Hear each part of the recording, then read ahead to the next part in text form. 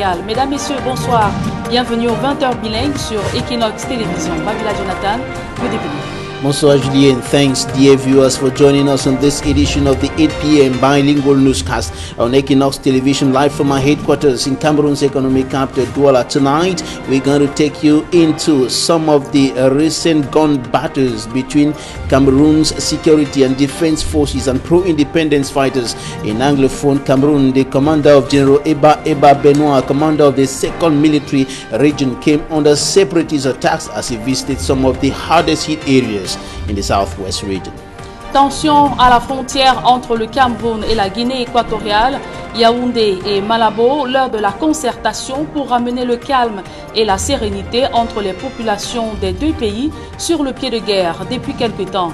Une mission équato-guinéenne séjourne au Cameroun depuis cet après-midi. Voilà pour le sommaire.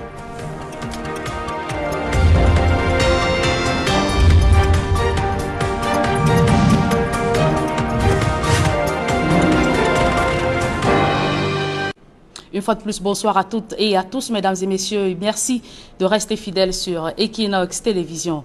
Les populations de la ville de Maroua, dans la région de l'extrême nord, ont perdu le sommeil avec le retour des pluies. Les inondations meublent leur nuit, contraignant plusieurs à dormir à la belle étoile. D'autres précisions avec Sylvestre Hippolyte Zangao et Amadou Daïro. Des champs ravagés. Des maisons inondées. C'est le visage de plusieurs quartiers de l'arrondissement de Maroua 1er, après le passage de la pluie. Une pluie diluvienne qui s'est abattue sur la ville, chef-lieu de la région de l'extrême nord, durant des heures. À Salah comme à Gaklé, les habitants sont désemparés. Impossible de traverser le pont qui relie les quartiers Ouro-Tiédé et Zoukok, où les habitants impuissants ont dormi à la belle étoile. Jean-Marc Kwambarga, le préfet du département du Diamaré, est allé constater l'ampleur des dégâts causés par cette forte pluie. La ville de Maroua, comme plusieurs autres localités de la région de l'extrême nord, fait régulièrement face à cette situation en saison de pluie. Pourtant, des solutions tardent à être trouvées pour canaliser les eaux. Le ministre équato-guinéen de la Défense entame dès demain une série de travaux avec son homologue Joseph Betty Assomo. Objectif, calmer les tensions entre les populations à la frontière des deux pays. Leandro Bekale Nkongo a été accueilli cet après-midi à l'aéroport international de Yaoundé-Simalène par le ministre délégué à la présidence de la République chargé de la Défense. D'autres précisions avec Joël Sengaï Gizogo. L'heure des échanges de haut niveau entre Yaoundé et Malabo au sujet des tensions à la frontière entre les deux pays semble être venue. En ce sens, le ministre de la Défense équato-guinéen est arrivé au Cameroun et a été accueilli à l'aéroport international de Yaoundé-Simalène par son homologue camerounais. Bienvenue, monsieur le ministre. Très merci. Monsieur le ministre d'État. Oui. Bienvenue. Merci. Monsieur le ministre, bienvenue. Merci. Rien n'a filtré de l'entretien entre Joseph Betty Assomo et Leandro Bakale Nkoro, lesquels se sont aussi abstenus de toute déclaration. Néanmoins, le ministère de la Défense camerounais indique dans un communiqué que la réunion entre les deux parties pendant 2 jours à Yaoundé sera axée sur les modalités de collaboration et d'action commune à la frontière entre les deux pays.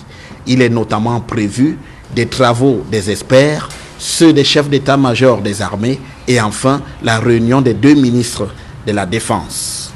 De fait, ces derniers mois, la Guinée équatoriale a entrepris la construction d'un mur pour délimiter sa frontière avec le Cameroun, suscitant une surchauffe dans sa relation avec Yaoundé.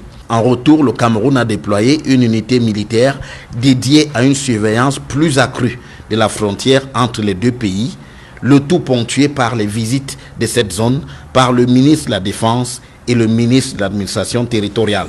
Le temps est peut-être venu pour Yaoundé et Malabo de calmer le jeu à leurs frontières. Suite de l'affaire de 29 sacs de cannabis saisis à Douala le 11 mai dernier, le tribunal de grande instance du Vouri vient d'ordonner la destruction de ces stupéfiants. L'incinération a eu lieu à la nouvelle décharge d'ordures à PK24. Plus de précisions avec Jean-Paul Chouniat et Innocent Avega.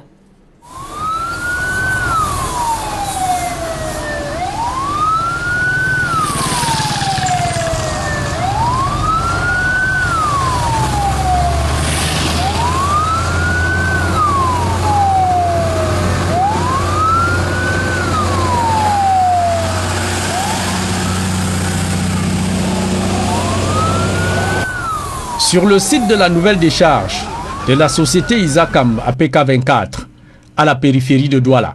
« 29 sacs de cannabis s'apprêtent à voler en fumée, sous le regard vigilant des forces de l'ordre, police, gendarmerie et du procureur de la République, près le tribunal de grande instance du Vouri. À côté de tout ce beau monde, un spectateur pas comme tous les autres, se mord déjà les doigts. Babé Jérôme Tama. Il fait partie des suspects qui étaient interpellés en possession de ces 548 kg de cannabis. Sous un ciel grimaçant, Dame Pluie s'invite à la cérémonie, perturbant ainsi l'incinération à ciel ouvert de l'herbe semi-conditionnée qui était prête à la consommation. Plusieurs tentatives de rallumer le feu échouent. Et c'est finalement à la 5e tentative qu'un mélange chimique essence-gazoil consume tout le stock de cannabis. C'est donc la fin d'une opération de traque lancée le 11 mai dernier avec la saisie de ce stock de stupéfiants par la Légion de gendarmerie du littoral au quartier Texaco Aéroport de Douala. Du moins, les procédures judiciaires suivent leur cours et les 4 suspects de ce réseau de trafiquants de drogue gardés à vue en attendant d'être fixés sur leur sort par le tribunal de grande instance du Vouri. Les personnels de santé de la région du centre, de mieux en mieux outillés dans la prise en charge des patients atteints du Covid-19.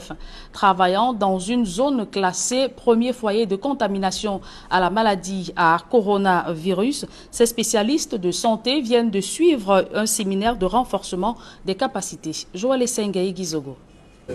Région la plus touchée du Cameroun par la Covid-19, le centre entend mieux appréhender la prise en charge de cette pandémie. C'est à travers une formation des personnels médicaux des districts de santé de cette région. Nous avons 19 districts qui sont touchés. Il est de bon ton de pouvoir renforcer les capacités du personnel chargé de la riposte en termes de prise en charge, en termes de prévention et du contrôle des infections, en termes de prise en charge psychosociale, avec tout ce que ça comporte comme stigmatisation. Pour sa part, Plan Cameroun, une organisation internationale, soutient cette initiative dans la mesure où elle rentre en droite ligne de ses principes. Par rapport à cette pandémie, nous avons élaboré un plan de réponse qui a quelques articulations, parmi lesquelles la santé et l'hygiène, l'engagement de la communauté, l'éducation inclusive et la protection de l'enfant. Cet engagement est aussi le moyen de doter les personnels sanitaires de l'arrière-pays d'arguments contre la Covid-19. Nous nous sommes dit qu'il ne faut pas juste supposer que le personnel de santé dans les zones rurales, supposons pas que le personnel de santé est en mesure de gérer les cas de Covid-19. L'identification des cas, la gestion des cas, le suivi des contacts. Interpellés sur les nombreuses récriminations des patients et des familles sur les errements autour de la prise en charge des cas de Covid-19, les responsables du ministère de la Santé publique fondent des espoirs sur cette formation pour corriger les manquements. Il est question de capaciter le personnel pour qu'il puisse mieux répondre aux attentes des patients. Et s'il y a des récriminations, je pense qu'elles trouveront des solutions dans tout ce qui sera apporté en termes de connaissances et de compétences pour améliorer la prise en charge des patients et même des familles affectées par le coronavirus. Alors que la pandémie de Covid-19 n'arrête de gagner du terrain, ce sera désormais au personnel des districts de santé de justifier la nécessité d'avoir pris part à cette formation. La gestion des ordures ménagères, un casse-tête pour la région de l'Ouest. Certaines municipalités sont débordées de déchets qui jonchent les rues. Les maires de ces communes réfléchissent sur les voies et moyens de venir à bout de cette situation. Leclerc Takem. Parmi les aspects de la vie des communes qui font perdre le sommeil aux autorités municipales, la question de l'assainissement. Débarrasser nos îles des déchets en temps réel reste une équation à tête chercheuse par les communes au Cameroun. Conséquence, des montagnes d'ordures se créent à chaque coin de rue. Des dépôts anarchiques d'ordures qui rendent très souvent invisibles nos milieux urbains. La première chose, c'était que ces maires s'approprient le projet qui est derrière les leurs Et je pense que les échanges d'aujourd'hui ont clairement démontré cette envie, sinon cet engouement à ces maires-là à pouvoir accompagner, sinon que participer à la mise en œuvre de ce programme. Cela va permettre non seulement à ces maires d'avoir une bonne connaissance de leur terroir, mais et surtout de pouvoir planifier les actions à mener dans le sens de l'assainissement de leur environnement. Mais pour nous autres AMGED, c'est un premier élément qui va nous permettre d'évoluer vers un service intercommunal. Les difficultés évoquées qui participent à l'enlisement de cet état de choses sont de divers ordres. Absence d'engins appropriés pour le ramassage d'ordures, enclavement de certaines zones, le manque d'une véritable politique de gestion des déchets, en plus de l'incivisme qui caractérise certaines populations. Il faut mettre sur pied un schéma directeur de collecte pour vous assurer que cette matière première sera disponible. Vous n'allez pas aller investir dans un espace dans l'espoir que vous aurez une matière qui ne vous parviendra jamais. Donc c'est en cela que le séminaire, que l'atelier était important. Parce que vous avez vu, il y a eu un descriptif, comment ça se passe. On met un schéma directeur pour collecter. On définit des points de collecte. Mais il y en a qui trouvent quand même des moyens d'aller jeter en dehors des points de collecte. Vous comprenez que ça pose un problème au service des cas. Face à ce casse-tête, les communes du département lamillois mutualisent leurs essors et pensent la stratégie pour apporter une solution efficace et durable à cette difficulté à travers le syndicat des communes de Lamillois. La collecte des ordures va s'intensifier. Il y aura des séminaires de renforcement de capacité en vue de sensibiliser les populations à faire le compost et à utiliser l'engrais naturel. La préoccupation de la politique de gestion des déchets compostables, solides et liquides, notamment les bouts de vidange, pour en faire une exploitation rentable, était au centre des débats au cours d'une rencontre de travail entre les chefs d'exécutifs municipaux et leurs collaborateurs, chefs services techniques dans la ville de Tchang.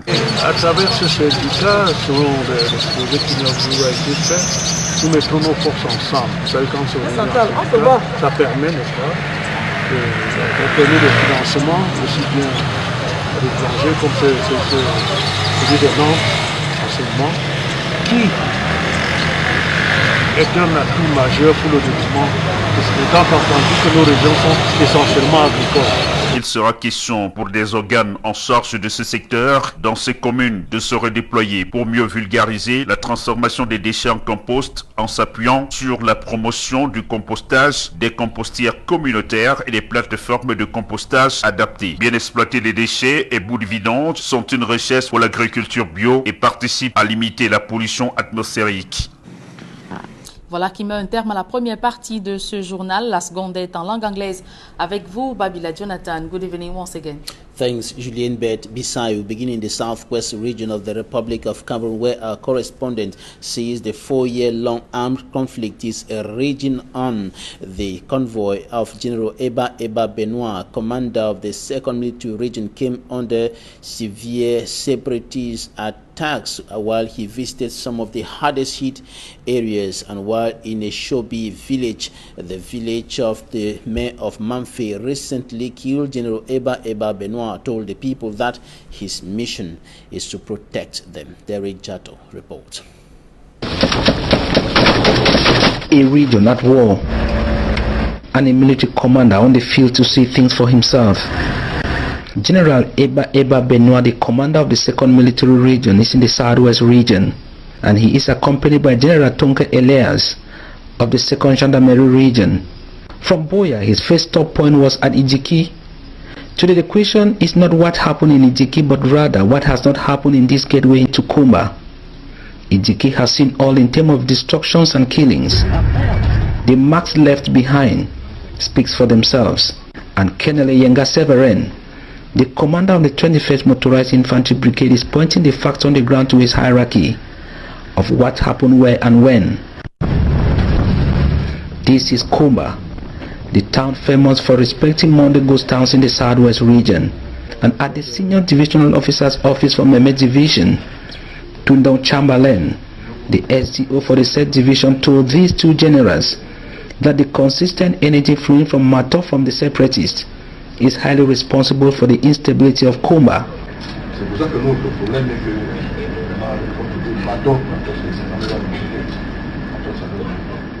In other words, Control Mato and the Monday Ghost towns in Kumba will die a natural death. At the 21st Support Battalion, names like Kusala, Ekumbe and Kake were mentioned, but the pace of things along this Kumba-Manfi route is being removed by the separatist fighters of Ikiliwinji. And this is Ikiliwinji.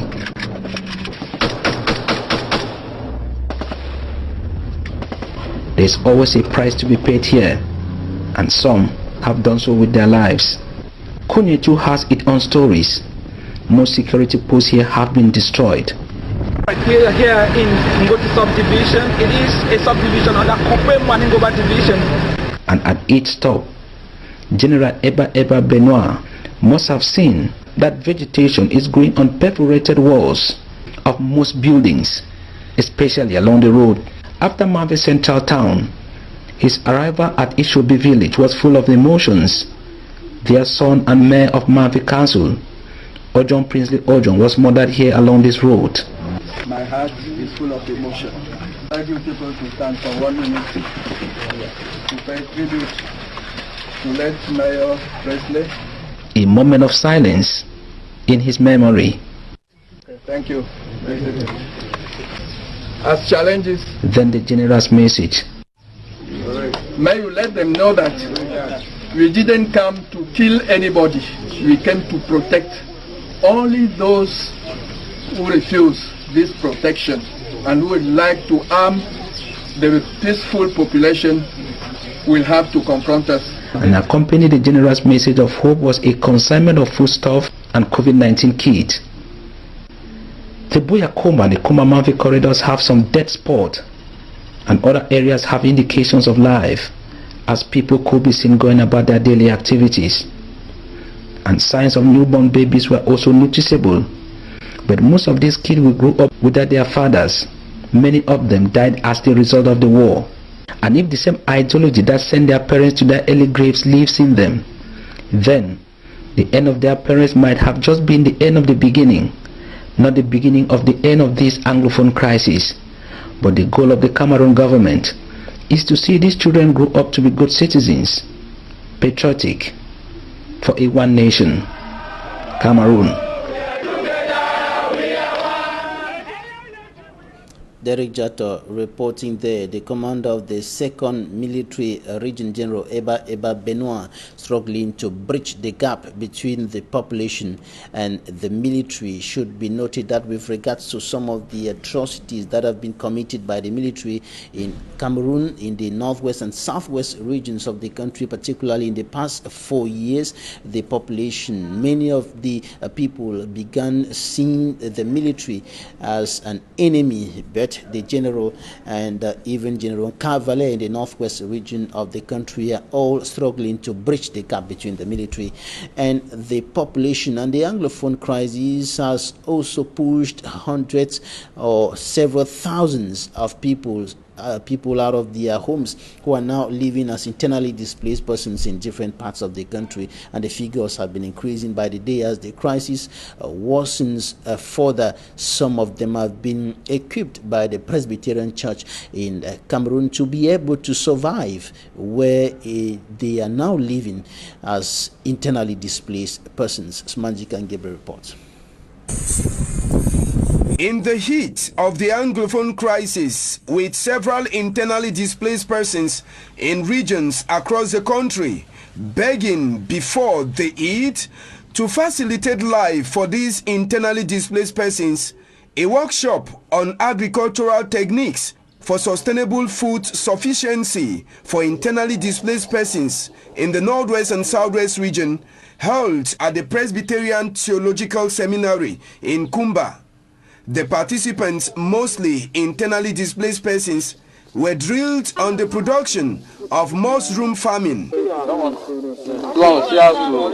cocoa oil production,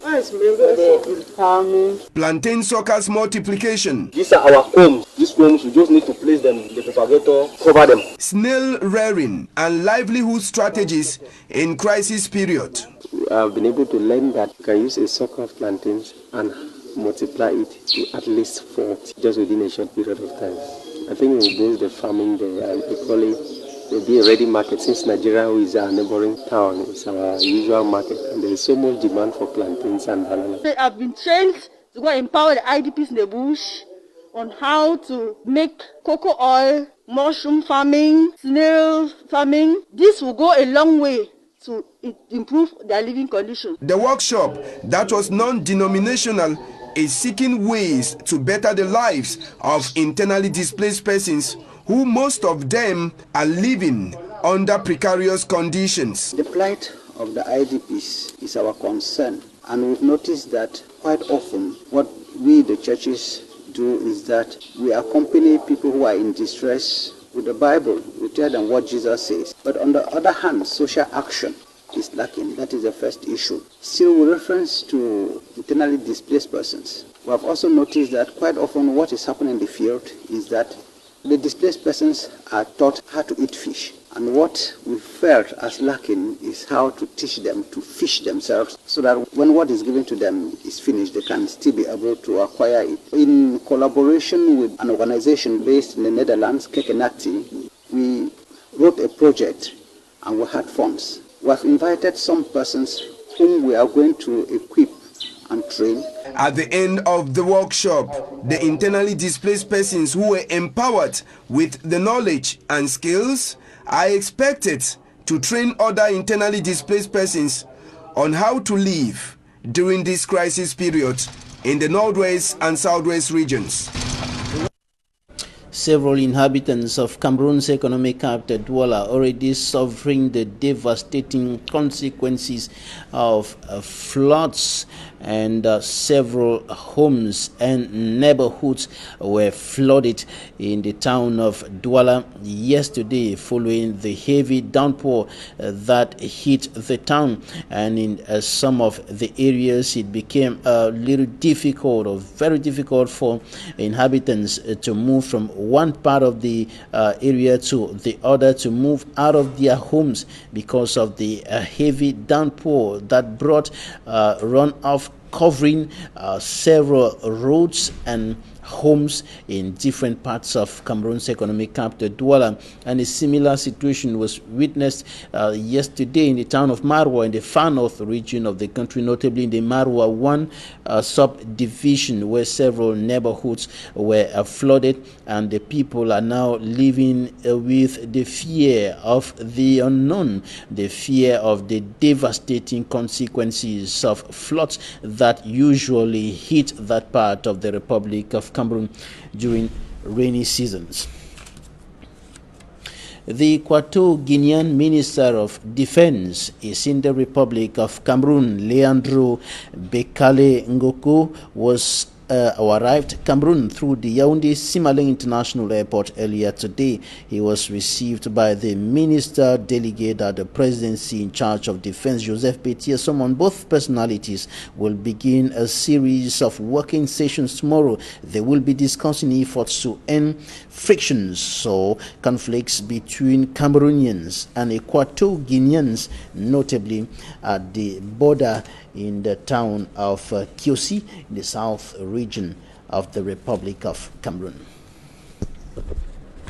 Now, out of Cameroon, migrant rescue operations continue in the Mediterranean despite COVID-19 pandemic. Earlier this week, 51 migrants were rescued off the coast of Lampedusa, Italy, after their wooden boat was found adrift and in distress at midday. The non-governmental organization Vessel Ocean Viking, operated by SOS Mediterranean, says 50 men and one pregnant woman were among those rescued at sea. And search and rescue patrols in the Mediterranean Sea recommenced this month after a temporary suspension due to the COVID-19 pandemic. Vessels have been forced to introduce radical changes in a bid to contain the virus among those rescued at sea. And this is where we end this edition of the news. Thanks for staying with us. Good night. Good night, Julien. Merci. Je vous souhaite également une agréable soirée. Babila Jonathan, mesdames et messieurs, merci. d'avoir suivi cette édition bilingue du journal. Je vous invite à rester surtout scotché sur Equinox Télévision. Dans quelques instants, votre programme La Vérité en face avec comme invité le professeur Baïbek, homme politique. Bonne suite des programmes sur Equinox Télévision.